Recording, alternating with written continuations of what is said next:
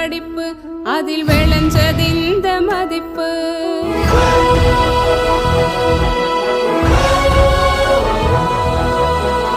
ஆசையில பெத்தெடுத்து அனுதினம் பாடுபட்டு காலேஜி அனுப்பி வச்ச காசு இல்ல பெருசு, அவங்க கனவு ரொம்ப பெருசு. தந்தன தந்தன தந்தனாதல